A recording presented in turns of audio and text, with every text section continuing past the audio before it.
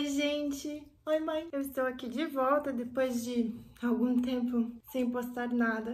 Desculpa, mas eu tava fazendo uma série de coisas. Vocês sabem, a vida acontece, né? Eu estou de volta, isso que é o importante. Meu nome é Renata Chu e nós voltamos bem a tempo do Dia das Bruxas. Comemorando essa data, a gente vai fazer cookies, que é uma ideia não só muito gostosa, e também serve como uma opção de doces para você distribuir para as crianças durante o Dia das Bruxas. Mas como vocês sabem aqui nesse canal, o que interessa mesmo é o crime, ou criminoso nesse caso. E nesse vídeo a gente vai falar sobre o Joseph James DeAngelo, que ficou mais conhecido como Golden State Killer, assassino do Estado Dourado, que entre 1973 e 1986 aterrorizou o estado da Califórnia, assassinando 13 pessoas, cometendo mais de 50 estupros e mais de 120 roubos. Agora, como sempre, um aviso. Nesse vídeo, a gente vai falar sobre uma série de crimes que incluem estupro, violência contra a mulher, cárcere privado, roubos e assassinato. Em caso você se sinta sensibilizado por qualquer um desses assuntos, de repente esse vídeo não é para você. Mas tem um monte de outros vídeos por aí pelo YouTube que você pode procurar receitas e que não foquem tanto no crime como é o nosso caso aqui. Mas se vocês se interessam sobre crime, eu sugiro a vocês que deem um like nesse vídeo e sigam esse canal e que deem uma olhadinha também na descrição desse vídeo. Como sempre, na descrição deixo a receita na versão normal e a versão vegana. E é isso, então vamos embora? Nesse vídeo a gente vai usar bastante Joelma. Então eu vou tentar falar o mais alto possível, porque como vocês sabem, o meu áudio é tosco e eu não tenho um microfone decente. Mas eu vou fazer o possível para vocês me ouvirem e ficarem ligados na história. Ok? Vamos começar? O Joseph James DeAngelo nasceu em 8 de novembro de 1945 e o seu pai, Joseph James DeAngelo Sr., era um sargento militar. Por conta da carreira militar do pai, eles viajavam bastante e, inclusive, moraram na Alemanha durante o período pós-guerra. Ele tinha duas irmãs mais novas e um irmão mais novo. Familiares reportaram que quando ele era novinho, quando ele era criança, ele infelizmente acabou testemunhando o estupro da sua irmã de 7 anos de idade por 2 militares, enquanto seu pai estava localizado aqui na Alemanha.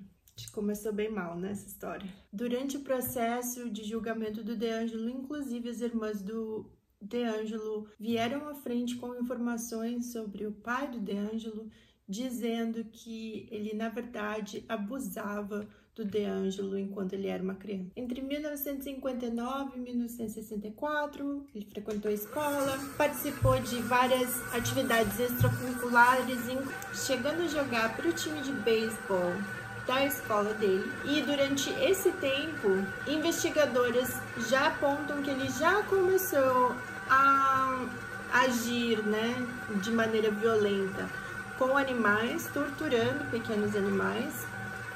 Todos eles fazem isso, impressionante. E cometendo pequenos crimes, pequenos atos criminosos, como roubando coisas do supermercado, enfim, esse tipo de ofensa menor. Em 1964, então, DeAngelo se inscreveu para prestar o serviço militar dos Estados Unidos. Logo em seguida, ele foi enviado para o Vietnã, prestou 22 meses lutando pelos Estados Unidos na Guerra do Vietnã. Em 1968, ele então começa a frequentar a Universidade Sierra, onde ele veio a se formar em ciências policiais, com todas as honras, inclusive.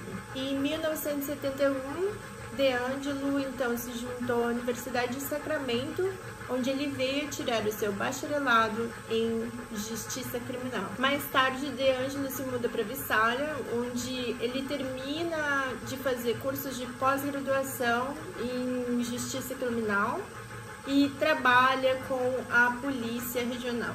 Entre 1973 e 1976, então, O DeAngelo trabalhou num departamento de polícia próximo a Visalia, a cidade onde ele residia e onde ele veio a cometer os seus primeiros crimes. Depois ele foi subsequentemente realocado para Citrus Heights, outra cidade na região norte da Califórnia, e mais tarde em Auburn. Ele também trabalhou no departamento de polícia.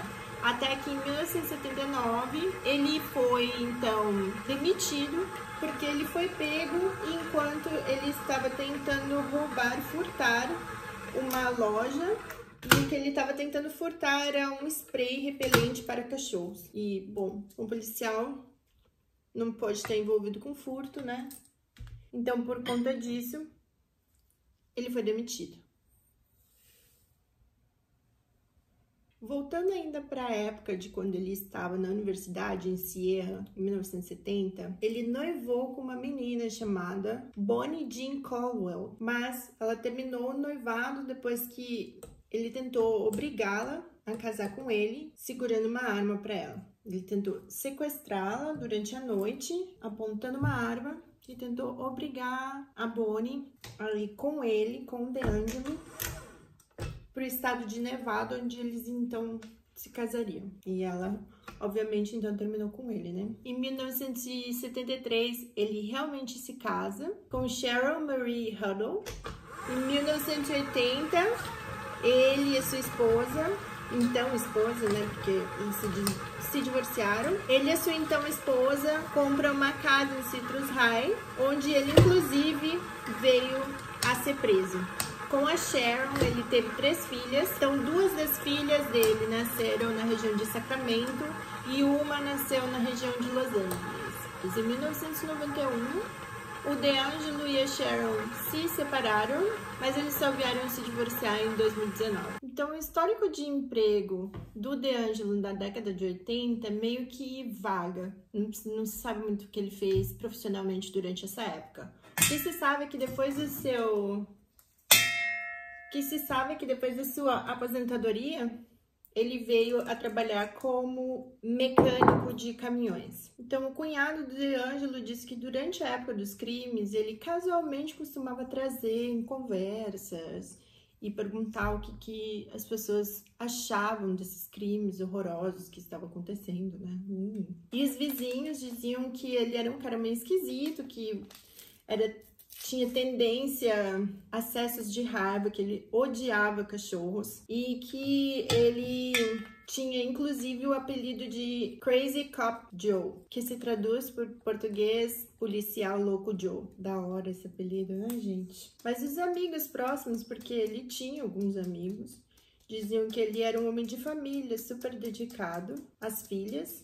Inclusive, quando ele foi preso, ele estava com a família dele, com uma dessas filhas, morando, né, com uma dessas filhas e com uma dessas netas. No caso contra o DeAngelo, DNA o conectou a 8 assassinatos, outros 2 foram conectados por modus operandi, porque ele tinha um modus operandi muito específico, e ele acabou, então, confessando a 3 outros assassinatos. Aliás, DNA foi essencial para a captura do DeAngelo. Se não fosse a tecnologia que se desenvolveu de acordo com os anos, possivelmente ele teria saído livre dessa. Então, acredita-se que o DeAngelo começou com uma onda bizarra de roubos, pequenos furtos, invadindo casas e cometendo esses pequenos roubos, nada nunca muito de valor, mas itens bastante pessoais, como por exemplo lingeries, documentos, fotos das pessoas. Ele frequentemente ficava por algum tempo nas casas. Ele perseguia suas vítimas, ele sabia exatamente quando quem estaria dentro de casa. Ele então entrava nas casas e mexia em tudo e levava pequenas coisas, pequenos objetos. Durante essa época em que ele fazia esses pequenos roubos, ele foi visto várias vezes, mas nunca foi pego, né? O DeAngelo sempre conseguia fugir. E porque ele vigiava e perseguia suas vítimas antes de entrar nas suas casas, ele ficou conhecido na área primeiramente como perseguidor noturno. Então, durante um período de 20 meses, entre 1973 e 1975, DeAngelo cometeu mais de 120 pequenos roubos e invasões de domicílio. Mais de 120, gente. Imagina. E durante uma dessas invasões, fugindo, ele foi visto e foi perseguido por um vizinho que era também policial. Durante a perseguição, DeAngelo atirou contra o policial e acabou assassinando. Durante esses 20 meses, 120 roubos e invasões a domicílio e um assassinato. E foi somente em abril de 2018, quando as evidências de DNA levaram à prisão do DeAngelo, que ficou confirmado que então o assassino do Estado Dourado era também o perseguidor noturno e, como vocês vão ouvir agora, o estuprador da área leste. Então, a partir de 1974, o DeAngelo foi ficando mais aperfeiçoando, né, essas invasões. E ele foi também escalando o grau de violência, até que ele começou, então, a mirar por mulheres que estavam em casa sozinha durante a noite. E ele, primeiro, aparentemente, ele entrava nessas casas quando não tinha ninguém nas casas, vasculhava as coisas das pessoas, das moradoras das casas, e deixava coisas dentro da casa, escondidas. Então, quando ele começou a atacar mulheres, o DeAngelo, por exemplo, ia estar em cima de uma mulher e do nada, debaixo de um sofá ou de alguma coisa assim, ele tirava um cadarço e usava esse cadarço para sufocar as mulheres e deixarem, ou para amarrar as mulheres, né? Deixarem, imobilizar as mulheres de maneira que elas não pudessem, então, lutar contra o que ele estava fazendo. Eu tô dizendo mulheres aqui, mas, gente, na verdade, ele atacava adolescentes também, né? Uma das vítimas do DeAngelo tinha 13 anos de idade. O DeAngelo, como ele tinha toda a preparação policial que ele teve, ele tinha noção de como, na época, né, praticar o crime perfeito. Era o tipo de crime que hoje em dia não poderia agir mais, né? Ele tinha o poder total a respeito das vítimas, ele conhecia os locais, ele conhecia a casa das pessoas, né? Porque ele realmente perseguia essas mulheres, ele sabia a rotina dessas mulheres, ele já tinha ido na casa dessas mulheres, então ele sabia como agir, ele sabia como esconder. Na época não se sabia ainda o que era DNA, então ele simplesmente ficava horas dentro da casa enquanto ele atacava uma mulher. Ele geralmente preferia casas que tivessem portas de correr. Ele entrava por pequenas... Ele escolhia casas que tinham uma entrada com porta de correr pro quintal, que era mais fácil dele entrar sem fazer barulho. E geralmente casas próximas a rios ou lagos ou áreas florestais onde ele podia fugir sem ser pego por um policial ou um vigilante que estivesse na rua, né? E ele ficava horas dentro da casa com as suas vítimas, fazia um lanchinho, como eu falei, comia pizza, o que tivesse dentro da geladeira, sabe? Tomava cerveja, se servia. Aparentemente ele adorava sorvete porque todas as casas que tinham sorvete no refrigerador, ele ia pro sorvete e comia sorvete enquanto ele tava ali aterrorizando as vítimas, né? Por que não? Vamos fazer um snack? Vamos fazer um lanchinho, né? Afinal de contas, uma estupradora assassina também precisa se alimentar, né, gente? Pensa que é fácil essa vida de estuprar pessoas? Não é fácil. O DeAngelo também acompanhava na mídia, porque a região onde ele atuava, onde ele tinha essas atuações criminosas, começou a ficar em alerta. Durante esse tempo, então, a mídia começou a informar para as pessoas terem cuidado, para mulheres tomarem cuidado. A venda de armas, durante o tempo em que o DeAngelo esteve ativo criminosamente, cresceu ridiculamente, assim. As pessoas tentavam se proteger de qualquer maneira que elas pudessem, porque não tinha nem como você fugir. O ataque acontecia dentro da sua casa quando você menos esperava. E o próprio DeAngelo se mantinha informado de tudo através da mídia, através desse círculo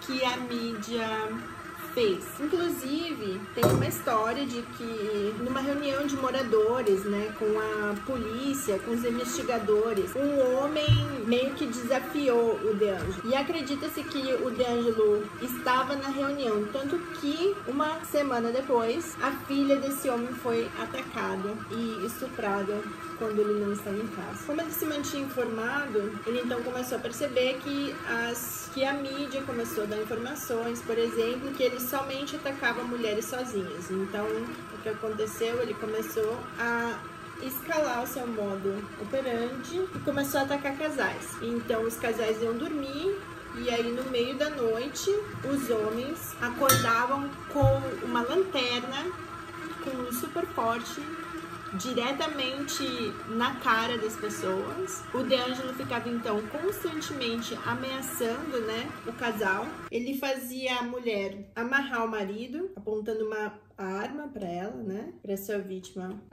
Ele fazia então, o DeAngelo fazia então a mulher amarrar o marido e levava a mulher para outro quarto. Amarrava a mulher, voltava com pratos no quarto onde o marido estava e colocava pratos empilhados nas costas do marido imobilizado e ameaçava o marido dizendo, ou o namorado, dizendo que se ele se mexesse, se ele ouvisse os pratos se mexerem, ele então assassinaria a sua mulher, o namorado. Ele usava sempre uma máscara de esqui, aquela, sabe, de lã que fecha e deixa só os olhos do lado de fora, ou só, tipo, uma parte da cor, assim. E além disso, ele usava luvas. Ele não deixou nunca nem uma digital para trás, mas ele deixou DNA. E durante anos, então, os investigadores tinham amostras de DNA, mas não tinham nenhum suspeito. Os investigadores não tinham nenhuma ideia de quem se tratava. Nenhuma ideia. Então, o DeAngelo, além de fazer todo esse horror, né, de tortura mental com as vítimas, de ficar por horas e horas na casa da vítima, torturando a vítima não só fisicamente, como psicologicamente, ele ainda fazia o desserviço de atormentar suas vítimas após o ocorrido. Durante meses, semanas e meses, depois de ter atacado suas vítimas, ele ainda continuava ligando para as vítimas e fazendo ameaças com uma voz ríspida. Durante esse tempo que ele ficou conhecido como o estuprador da área leste, ele ele estuprava, mas ele não assassinava as suas vítimas ainda. Isso foi começar a acontecer com frequência após 1979. Então, as vítimas, apesar de violadas, elas sobreviveram. A maioria das vítimas que sobreviveram contam que o DeAngelo era muito confortável com a posição de atacante, atacador, criminoso. Ele tinha o controle total da situação e ele gostava de demonstrar que ele tinha controle total da situação. Exceto uma vítima, na verdade, disse que uma vítima, na verdade, diz que quando o DeAngelo estava agredindo ela e atacando ela sexualmente, violentando ela sexualmente, ele começou a chorar simplesmente, e durante esse choro ele ficava dizendo, né, gritando, eu te odeio, Bonnie. Essa foi a única vez que se teve uma ideia de uma parte mais humanizada, digamos assim, né, fora de controle do DeAngelo, enquanto criminoso conhecido como o estuprador da área leste. Vamos botar bastante chocolate? Mais tarde, obviamente, né, quando veio à luz que o DeAngelo era ex-criminoso, soube-se então que ele estava se referindo à sua ex-noiva, Bonnie, de quem aparentemente ele nunca tinha superado, né, ter levado um pé na bunda. Bonnie, que era esperta. Em 1979, então, o DeAngelo começou a assassinar as suas vítimas. Esses ataques, levando ao assassinato, duraram entre 1979 e 1981, e somente um depois em 1986, que foi então seu último ataque e o último assassinato. Durante essa época, todos os ataques conhecidos levaram ao assassinato, inclusive. E depois de 1986, nada mais aconteceu. As investigações continuaram. Durante anos, durante décadas, os investigadores continuaram, persistiram nos casos, porque até então não se sabia exatamente uma pessoa. Haviam suspeitas por conta do modus operandi, mas ainda não se sabia com absoluta certeza que o assassino do Estado Dourado, o perseguidor noturno e o estuprador da área leste eram a mesma pessoa. Durante anos, o DeAngelo não atacou mais ninguém e ninguém sabia o que aconteceu. Imaginava-se que de repente ele tinha falecido ou que ele tinha sido preso por outro motivo ou fugiu para algum outro lugar, mas simplesmente não se ouviu nada mais. Não se soube de mais nenhum caso.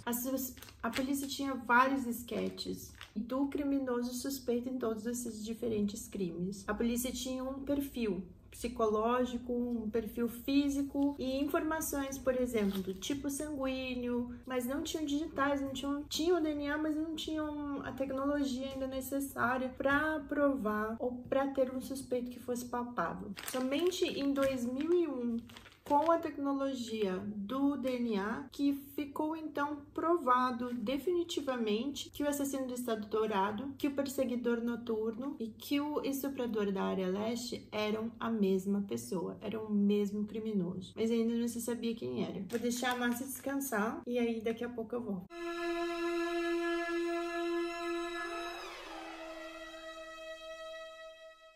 Um dia depois, essa é a massa da cookies, que ficou na geladeira esse tempo todo. E agora eu vou preparar as formas. Enquanto isso, a gente vai conversar um pouco mais sobre o Golden State Killer.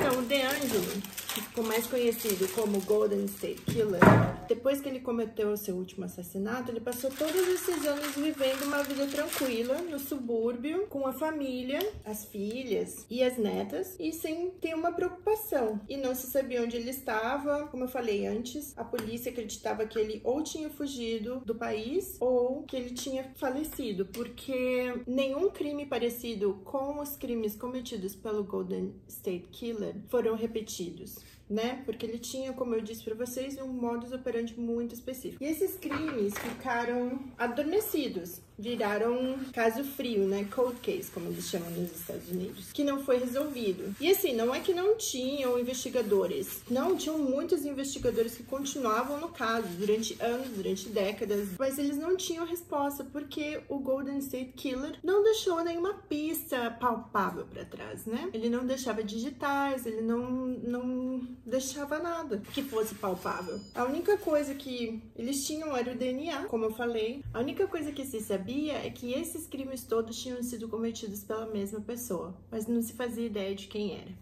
Entra então Michelle McNamara. A Michelle McNamara, além de ter sido casada com o comediante Peyton Oswalt, também ficou super conhecida, principalmente na comunidade, né, interessada em crimes reais, na comunidade internacional, na comunidade americana de true crime, porque ela era participante ativa dessa comunidade. Ela tinha um blog onde ela discutia casos dos quais ela tinha interesse, participou de podcasts, ela falava sobre vários assassinatos, inclusive ela ajudava em investigações de alguns assassinatos ocorridos na área. E ela tinha uma mente investigativa incrível. E a Michelle ficou completamente obcecada pelo caso Golden State Killer. Na verdade, foi a própria Michelle que cunhou esse nome, Golden State Killer. A Michelle começou a se interessar muito por esse caso. Ficou obcecada mesmo, mas principalmente por quê? Porque fazia muito tempo que esse caso tinha virado, que esses casos todos, né? Porque foram muitos. Que esses casos todos ficaram sem resolução e que ninguém falava a respeito, sabe? Muitas pessoas falavam a respeito de casos famosos, de assassinos famosos, Geralmente as pessoas comentam mais sobre os casos que têm resolução. E a Michelle, ela ficou obcecada porque esse caso, há muitos anos, não tinha resolução. Então ela resolveu começar a pesquisar por conta própria e ela ficou absolutamente obcecada. Mas essa obsessão levou justamente a trazer então essa investigação de novo no foco, como foco da polícia, né? Porque ela começou a escrever para a revista Los Angeles entre 2013 e 2014. Então pensa, gente, o DeAngelo começou a cometer os crimes dele em 1973 e em 2003 e 2014 foi quando a Michelle tomou interesse e começou a escrever a respeito desse caso para a revista Los Angeles. E aí as pessoas começaram a ter um interesse maior e o caso voltou a ser um interesse também dos policiais. E a Michelle, ela era tão obcecada a respeito que ela mantinha contato com investigadores atuais e investigadores da época que estavam no caso, né? Bem como pessoas que moravam lá, ela entrevistou bem pessoas que moravam na região. Ela chegou a entrevistar vítimas e tentando descobrir quem era. Ela estava certa de que iria descobrir, e tudo levava as pessoas a acreditarem que ela ia ser mesmo a pessoa, porque ela era tão dedicada e tão obcecada pelo assunto que esse assunto, o Golden State Killer começou a tomar conta da vida dela. Ela assinou um contrato com uma editora de livros para escrever um livro a respeito do Golden State Killer, sobre suas vítimas e sobre os anos de terror que ele impôs nas comunidades afetadas, né? E ela seguiu escrevendo o livro até a sua morte em 2016. Infelizmente, a Michelle inclusive acabou falecendo antes do DeAngelo ser descoberto, ser acusado e eventualmente julgado, o que é muito triste. O livro dela sobre o Golden State Killer, sobre o assassino do Estado Dourado, foi publicado postumamente e o nome em inglês é I'll Be Gone in the Dark. I'll Be Gone in the Dark, que quer dizer eu irei sumir no escuro, algo assim. Eu irei embora no escuro. Foi uma frase que, na verdade, uma das vítimas disse que o Golden State Killer falou para ela enquanto ele estava atacando, né? E acabou virando a inspiração da Michelle para a criação desse livro. É uma das primeiras frases no primeiro capítulo da Michelle. O livro é incrível, vale muito a pena ler. E a Michelle fecha o livro, na verdade, com uma carta diretamente para o assassino. Essa carta, esse último capítulo é intitulado Carta para um Homem Velho, Letter to an Old Man, e a Michelle falando que justamente que ela escrevia para ele, sabendo que a essa altura ele já estaria velho e decrépito, mas que ele não sairia impune. E ele não saiu, né? O DeAngelo foi pego, eventualmente, e por uma dica também da Michelle. A Michelle, que estava em contato com o investigador responsável pelos testes de DNA feitos no material deixado pelo Golden State Killer. Como eu disse, a Michelle, na verdade, tinha contato, né? Durante o período em que ela estava investigando sobre o caso, ela tinha contato com os investigadores. E uma das coisas que ela sempre falava era sobre possibilidade de fazer uma pesquisa de DNA através de material genético. Então, vocês sabem esses kits que se tem hoje em dia, que você pode fazer uma pesquisa genética através do seu DNA para montar a sua árvore genealógica? Foi assim, na verdade, que conseguiram um suspeito pautável para apreensão, então, no caso do Golden State Killer. Em 2016, ainda depois que a Michelle faleceu, foi feita uma pesquisa genética genealógica usando o DNA do Golden State Killer para tentar achar, através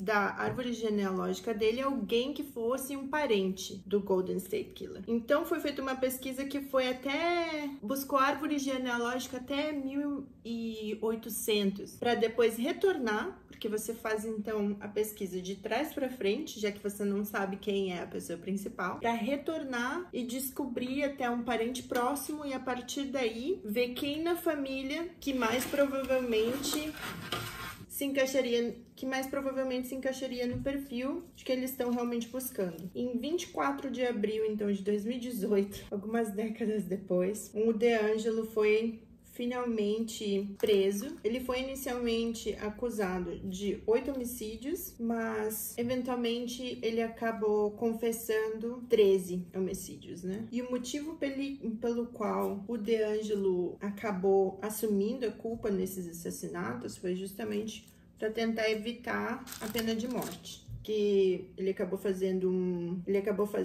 um acordo com a promotoria em que, no caso ele confessar, então ele escaparia a pena de morte. Infelizmente, as 120 invasões e furtos que o DeAngelo cometeu já tinham prescrito, assim como os estupros, 50 estupros que ele cometeu.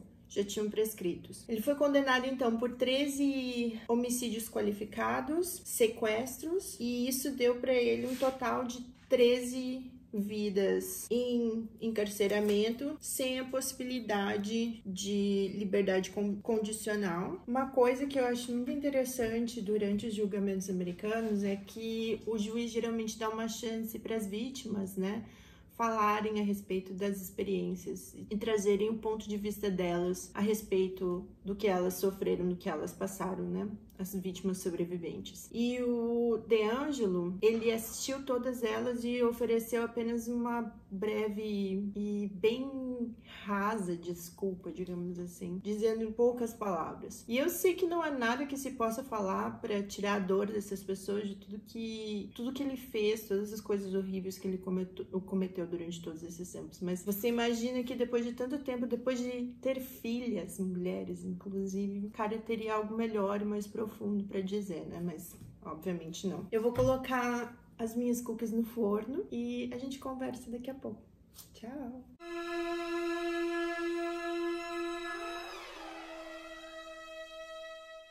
Bom, acabei de tirar as cookies do forno, elas estão quentinhas. E fiz um chazinho para acompanhar, porque, né, chá e cookie é bom. Então, o caso do Joseph James DeAngelo, o caso do Golden State Killer, me chamou muita atenção por causa da Michelle McNamara. Ela escreveu um blog que eu adorava e o livro dela é absolutamente incrível. Um dos meus livros preferidos no que diz respeito a true crime, a histórias de crimes reais. Ela era incrível, tanto no trabalho investigativo quanto em escrita. E no livro você tem essa sensação de estar lendo o diário de uma pessoa que realmente se interessa e se preocupa com o caso e com as vítimas. Infelizmente, por conta de uma overdose, ela acabou falecendo, como eu disse, antes do livro ser lançado. A HBO fez uma série chamada I'll Be Gone in the Dark, que é basicamente a história dessa obsessão que a Michelle desenvolveu por esse caso. Fala bastante sobre a vida dela pessoal, mas fala muito a respeito dessa obsessão que ela criou e esses últimos meses, a pressão que ela sofreu,